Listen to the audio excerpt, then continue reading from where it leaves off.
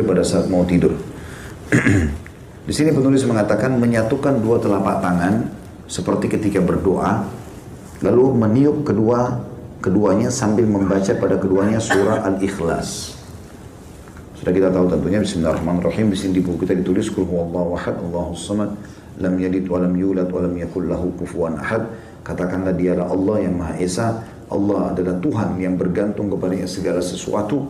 Dia tidak beranak dan tidak pula diperanakkan, dan tidak ada seorang pun yang setara dengannya. Begitu juga dengan Al-Falaq. Bismillahirrahmanirrahim. Qul a'udzu birabbil falaq. Katakan aku berlindung kepada Tuhan yang menguasai waktu subuh. Min syarri ma khalaq, dari semua kejahatan makhluknya. Wa min syarri ghasiqin idza waqab, dan dari kejahatan malam apabila telah gelap gulita, karena umumnya malam orang berbuat maksiat. Nah, kita berlindung kepada Allah. Wa min syarri naffatsati fil 'uqad, dan kejahatan wanita-wanita tukang sihir yang menghembus pada buhul-buhul. Wa min syarri hasidin idza hasad, dan dari kejahatan orang yang dengki apabila ia dengki. Begitu juga dengan An-Nas. Bismillahirrahmanirrahim. Qul a'udzu birabbin nas. Katakan aku berlindung kepada Tuhan yang memelihara dan menguasai manusia. Malikin nas, rajanya manusia. Ilahin nas, Tuhannya manusia. Min syarril waswasil khannas, dari bisikan syaitan yang biasa bersembunyi. Alladhi yuwaswisu fi sudurin nas, yang selalu membisikkan kejahatan ke dalam dada manusia. Minal jinnati wan nas, dari jin dan manusia. Dibaca lalu ditiup ke telapak tangannya, kemudian dengan kedua telapak tangan itu dia mengusap tubuh yang dapat dijangkau dengannya, dimulai dari kepala, wajah, dan tubuh bagian depan sebanyak 3 kali. Hadis ini riwayat Bukhari, jilid 9 halaman 62, dan Imam Muslim jilid 4 halaman 1723. Jadi bisa teman-teman lakukan dengan 2 cara. Baca Al-Ikhlas, Al-Falaq, An-Nas sekali-sekali, tiup ke telapak tangan, lalu usap dari kepala sampai kaki. Diulangi sampai 3 kali. Atau bisa dengan cara yang lain, baca langsung 3 kali Al-Ikhlas, 3 kali Al-Falaq, 3 kali An-Nas, tiup telapak tangan, usap dari kepala sampai kaki. Ini termasuk riwayat Bukhari ini, riwayat Bukhari Muslim ini yang dijadikan sebagai dalil bolehnya ruqyah di dalam agama Islam. Kemudian dianjurkan membaca ayat kursi. Allahu la ilaha illa, bismillahirrahmanirrahim. Allahu la ilaha illa wal hayyul qayyum. Allah yang tidak ada Tuhan yang berhak disembah kecuali Dia. Dia Maha hidup dan terus-menerus mengurus makhluknya. La ta'khudhuhu sinatun wala naum. Dia tidak pernah mengantuk apalagi tidur. Lahu ma fis samawati wa ma fil ard, miliknya lah semua yang di langit dan di bumi. Man dzalladzi yashfa'u indahu illa bi'idni, tidak akan pernah ada yang bisa memberikan pertolongan di sisinya kecuali dengan izinnya.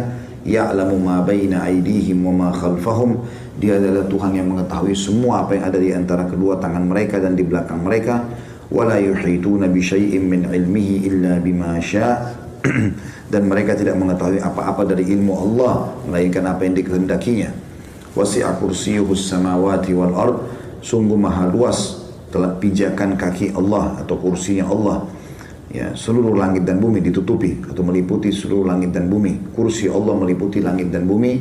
Wala ya'udu hibduhuma wa huwal aliyyul azim, dan tidak ada yang merasa berat dan Allah tidak merasa berat memelihara keduanya, dan Dia Maha tinggi lagi Maha besar. Al-Baqarah 255. Ada footnote di situ bagi yang pegang bukunya, halaman atau footnote nomor 127 di halaman 98. Keutamaan baca ayat kursi kalau mau tidur, barang siapa, kata Nabi SAW, barang siapa membaca ayat tersebut ketika hendak berbaring di tempat tidurnya, maka Allah akan senantiasa menjaga dirinya dan syaitan tidak akan mendekatinya hingga pagi hari. Hadis riwayat Bukhari jilid 4 halaman 487. Nah, karena syaitan biasanya datang dalam mimpi, nakut-nakuti, ketindihan, ya, dan segala macam hal. Termasuk dianjurkan adalah membaca beberapa ayat terakhir dari surah Al-Baqarah. Tepatnya 2 ayat terakhir, ya. Ayat 285 sama 286. A'udzu billahi minasyaitonir rajim. Amanar rasulu bima unzila ilaihi min rabbih wal mu'minun. Sesungguhnya Rasul Muhammad SAW telah beriman terhadap apa yang diturunkan kepadanya. Begitu juga orang-orang beriman telah beriman terhadap apa yang diturunkan kepadanya. Kullun amana billah, semuanya mengimani tentang keberadaan Allah.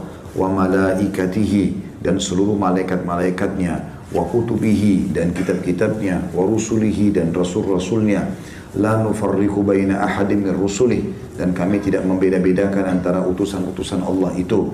Wa qalu sami'na wa ata'na, dan mereka berkata kami dengar dan kami patuh. Ghufranaka rabbana wa ilaikal masir, pengampunanmu yang kami harapkan wahai Tuhan kami, dan kepadamu lah kami akan dikembalikan. Itu ayat 25-nya. Ayat 26-nya, dua ayat terakhir Al-Baqarah. La yukallifullahu nafsan illa wus'aha, Allah tidak akan membebankan jiwa melampaui kemampuannya. Laha ma kasabat wa 'alaiha maktasabat, miliknya lah sesungguhnya ia mendapatkan pahala dari kebaikan yang diusahakannya dan mendapat siksa dari kejahatan yang dikerjakannya. Rabbana la tu'akhidna, laha ma kasabat wa 'alaiha maktasabat, Rabbana la tu'akhidna in nasina aw akhtana, wahai Tuhan kami janganlah kau menghukumi kami karena kami lupa atau kami salah. Rabbana wa la tahmil 'alaina isran kama hamaltahu 'alal ladina min qablina, wahai Tuhan kami janganlah engkau bebankan kepada kami beban yang berat sebagaimana engkau bebankan kepada orang-orang sebelum kami.